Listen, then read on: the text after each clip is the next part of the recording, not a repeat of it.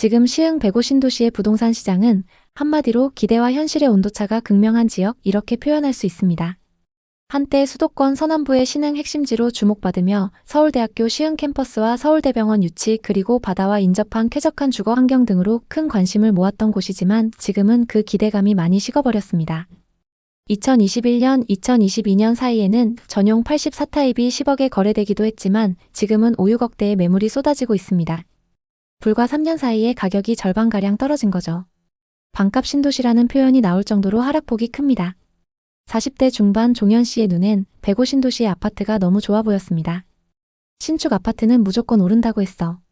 전세 끼고 사면 안전할 거야. 머릿속엔 이런 생각이 가득했죠. 신도시 메인 위치, 중심부에 위치한 신축 아파트는 매물이 없어서 사고 싶어도 살 수 없었습니다. 또 집값이 너무 비싸서 섣불리 접근할 수가 없었는데요. 망설이던 그는 부동산에서 하는 말을 듣고 큰 결심을 하게 됩니다. 종현 씨는 지금 어떻게 됐을까요? 최종현 씨는 2022년 말 시흥 105세 신축 아파트를 계약했습니다. 그때 105은 시흥의 최상급지로 불리며 신도시와 광역철도 개발 등 여러 호재가 쏟아지던 곳이었죠. 그는 새 아파트니까 당연히 신축 프리미엄이 붙어서 오를 거라고 생각했습니다. 그래서 신축 아파트 전용 84타입을 9억 3천만 원에 계약했습니다. 어차피 전세 끼고 매수했기 때문에 큰 걱정 없었습니다. 당시에는 신도시 아파트 갭 투자가 유행처럼 번졌어요. 심지어 전세 시세도 계속 올라서 나중에 더 올려받을 생각이었어요. 그런데 2023년 이후 전세와 매매 시세가 급락하기 시작했는데요. 주변에 새 아파트 공급이 넘치고 대출 규제로 매수자가 사라진 탓이죠. 결국 종현 씨는 역전세를 맞을 위기에 처했습니다. 하지만 현금이 부족해서 돌려줄 전세금을 구할 방법이 없었는데요. 아파트를 매도할까 고민해봤지만 그럴 수가 없었습니다. 9억 3천만 원에 샀던 집값이 6억 5천만 원까지 떨어졌기 때문이죠. 손해만 무려 2억 8천만 원입니다. 그는 새 아파트라는 맹신 때문에 입지와 공급량을 제대로 분석하지 않았다고 후회하고 있습니다. 지금 그가 산 아파트는 얼마에 거래되고 있을까요? 시흥 105 신도시 요즘 말이 너무 많습니다. 그래서 제가 직접 발로 뛰며 확인해봤습니다. 구독자님들 요청도 많아서 오늘 시흥의 현장을 샅샅이 훑어보려고요. 여러분 경제가 어려우면 가족끼리 트러블이 많이 생기죠? 제 주변에도 집값 때문에 다투시는 분들 많아요. 왜냐하면 집값은 떨어지는데 대출 이자는 오르고 살기 점점 팍팍해지니까요. 일상이 힘들어지는 거죠. 105 신도시의 중심부로 나가봤습니다. 이곳은 한때 대한민국 부동산의 핫플레이스였죠. 중심부의 공원과 대규모 상업시설들, 신세계 아울렛에 서울대병원과 역세권 개발 호재까지. 그런데 지금은 분위기가 심상치 않아요. 왜 그런지 하나씩 뜯어볼게요. 먼저 105 대장 아파트부터 얘기해볼까요? 호반서밋과 SK뷰가 105에서 제일 잘 나가는 단지들로 꼽히죠. 입지가 워낙 좋아요. 신도시 중심부에 공원과 학교 접근성도 좋고 근처에 생활 편의시설도 많습니다. 이 주변 30평대 아파트가 2021년엔 9억 10억까지 찍었어요. 근데 2023년 초엔 5억 초중반까지 뚝 떨어졌다가 지금은 6억 중반 정도에 거래되고 있어요. 매매가가 반등하는 것처럼 보이지만 매물이 너무 많이 쌓여 있습니다. 거래량은 2025년 6월 이후 거의 없고 여전히 침체기라는 게 업계 얘기예요. 동욱 씨는 40대 중반 회사원이에요.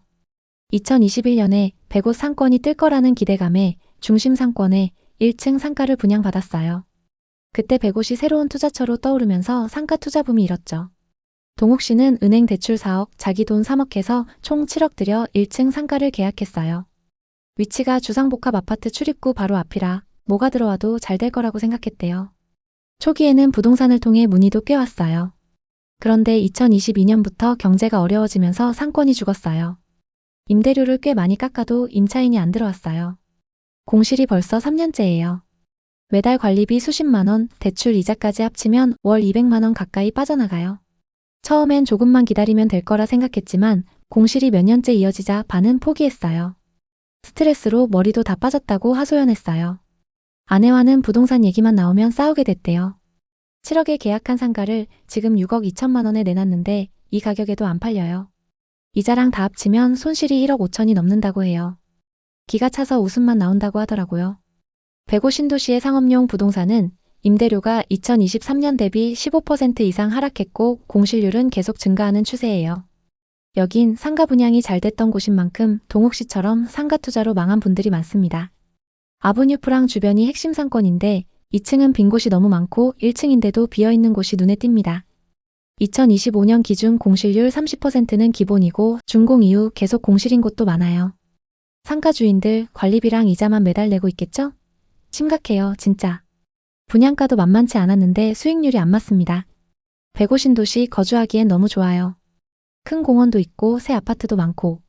하지만 상권으론 썩 좋지 않습니다. 1층이야 그나마 유동인구로 해결이 되지만 2층부터는 답이 없습니다. 105세 상가는 2010년대 후반 신도시의 영향으로 분양가가 엄청 높게 책정됐어요. 그럼에도 완판됐죠. 근데 지금은 임대료를 낮춰도 임차인이 안 들어와요. 왜냐하면 상권이 생각만큼 활성화되지 않았기 때문이에요. 상가는 신도시답게 깔끔하게 만들어졌어요.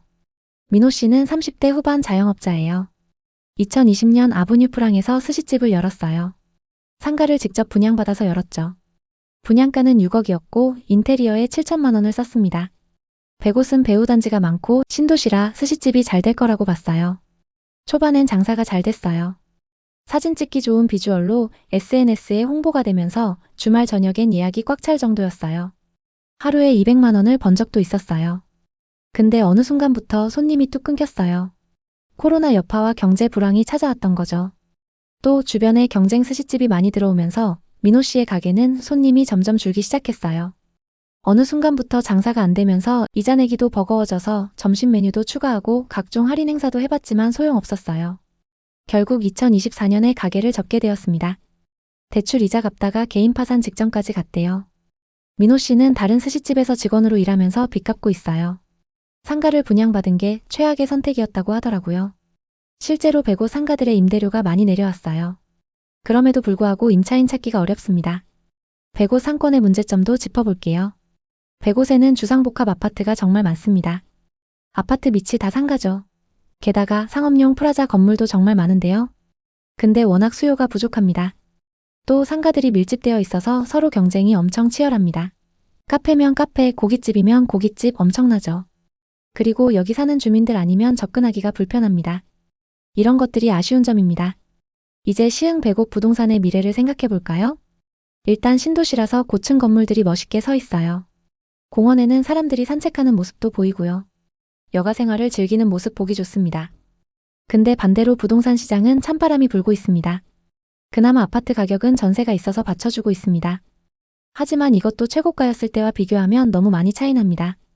얼마 전엔 최고가 8억 1천만 원까지 올랐던 아파트가 5억 1천만 원에 거래되면서 충격을 줬죠. 초기에 3, 4억대의 아파트를 분양받았던 분들은 수익 구간이라 상관이 없습니다. 하지만 상승장 후반부에 영끌에서 들어온 분들은 손해가 막심하죠. 태영 씨는 50대 초반 퇴직금으로 105 아파트에 투자했어요. 2021년 105 SK뷰 34평을 9억 9,500만 원에 샀죠. 105은 앞으로 호재로 뜨면서 집값이 계속 오를 거라고 믿었대요. 전세 끼고 투자했는데 초기에 전세가 쭉쭉 올라 기뻤어요. 재계약할 때 올려받을 생각을 하면서요. 그런데 2023년부터 금리 인상과 공급 과잉으로 집값이 뚝 떨어졌어요.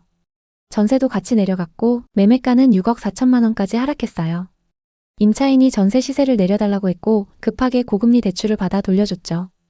태영 씨는 집을 팔고 싶었지만 너무 떨어져서 팔 수도 없었습니다. 팔면 손해만 3억 5천만 원이었기 때문이죠. 집값이 오를 거라던 사람들의 말만 믿고 무리해서 투자했던 게 실수였습니다. 태영 씨는 지금도 열심히 빚을 갚고 있지만 아직 갈 길이 멉니다. 부동산이 하락하면 부부나 가족 간 사이가 나빠지기 마련입니다. 가정의 미래가 걸릴 정도로 큰 돈이 들어가기 때문인데요. 그래서 이런 분들을 보면 더 안타깝습니다. 그럼 시흥 105 부동산 바닥은 어디일까요? 2025년 들어 105 아파트 시장은 더 큰 폭으로 하락했어요. 대표단지 전용 84타입이 8억 3천만 원에서 5억 3천만 원으로 3억 하락했어요. 저렴한 가격대의 매물들이 계속 나오고 있는 상황입니다. 하지만 매수자들은 아직도 비싸다고 생각하는 걸까요? 이 가격에도 거래가 안 되고 있습니다. 현재 거래량이 저조하기 때문에 당분간 부진이 이어질 거예요. 거래량은 2025년 초 기준 2024년에 비해서 조금 늘었지만 6월 규제가 시작되면서 급격히 감소했습니다. 자세히 살펴보면 매물 건수는 9,600건으로 2023년부터 계속 늘어나는 추세이고 거래량은 4,100건으로 작년 5,800건 대비 많이 감소했습니다. 상업용 부동산은 임대료가 하락세지만 수요가 더 크게 줄어들며 침체가 더 악화되고 있습니다. 상업시설과 지식산업센터의 미분양 매물이 넘쳐나는 가운데 기존에 분양받은 사람들까지 매물을 던지면서 공급이 폭증하고 있습니다. 여러 가지 분양 혜택에도 계약이 안 되고 있습니다. 이미 분양을 받았던 주인들은 임차인이 안 구해져서 이자를 감당하기도 어렵습니다. 그나마 아파트는 상황이 좋은 편이지만 그것도 비주거용 부동산과 비교했을 때 얘기입니다. 아파트만 놓고 봤을 때 서울이나 수도권 상급지와는 분위기가 확연히 다릅니다. 시흥의 아파트 매물은 2025년 10월 기준 9,666건으로 2023년 대비 23% 늘었습니다. 2018년 이후 신축 아파트가 계속 들어서면서 좁은 지역의 물량이 급격히 늘어났습니다. 상승장 끝물에 영끌에서 산 아파트 때문에 손해가 막심한 사람들도 많습니다. 전문가들은 당분간 보합세가 이어질 거라고 보고 있습니다. 부동산 규제와 매물 누적 때문이죠. 그럼에도 불구하고 완전히 희망이 없는 것은 아닙니다. 실거주 중심으로 본다면 바다 조망이 가능한 주거 환경과 신도시 특유의 쾌적함은 여전히 경쟁력이 있습니다. 실제로 최근에는 가격이 충분히 조정된 만큼 장기 거주를 목적으로 한 실수요자들의 유입이 조금씩 늘고 있습니다. 특히 서울 출퇴근보다는 시흥, 안산, 송도 인근에서 생활 기반을 둔 사람들에게는 현실적인 대체 주거지로 인식되고 있죠. 하지만 투자 관점에서 본다면 이야기가 다릅니다. 아직 저점이라 단정하기엔 불안 요소가 많습니다. 교통망이 여전히 부족하고 서울대병원의 개원 시기도 늦춰진 상태입니다. 게다가 백옥과 인접한 송도, 검단, 청라 등 경쟁 신도시들이 빠르게 개발 속도를 높이며 100곳의 상대적 매력을 약화시키고 있습니다. 요약하자면 지금의 105 신도시는 실수요 중심의 조정기에 머물러 있고 투자 수요가 완전히 빠져나간 상태입니다. 단기적인 반등보다는 장기적인 관점에서 회복을 기대해야 하며 그마저도 호재의 실현이 전제되어야 가능할 것입니다. 상가나 오피스텔 등 수익형 부동산은 여전히 높은 공실률과 낮은 임대 수익률로 인해 위험성이 크고 실거주용 아파트라면 충분히 조정된 가격대에서 신중히 접근할 필요가 있습니다. 부동산 투자자들, 겉으론 부자같이 보여도 빈껍데기인 경우가 많습니다. 부동산 투자로 평생 모은 돈이나 노후 자금 날린 사례 정말 많습니다. 한 번 선택이 평생을 좌우할 수 있죠. 시흥 105 투자를 생각하신다면 꼭 현장에 와서 확인하세요. 전세와 매매 시세, 거래량, 그리고 공실률과 임대료 전부 다 체크하셔야 해요. 시흥 105 신도시 여전히 매력적인 도시지만 단기 상승을 기대하며 섣불리 접근하시면 안 됩니다. 여러분의 소중한 자산 꼭 지키시길 바랍니다. 오늘 이야기 어떠셨나요? 오늘의 이야기에 공감하셨다면 구독과 좋아요를 눌러주세요. 오늘도 시청해주셔서 감사합니다.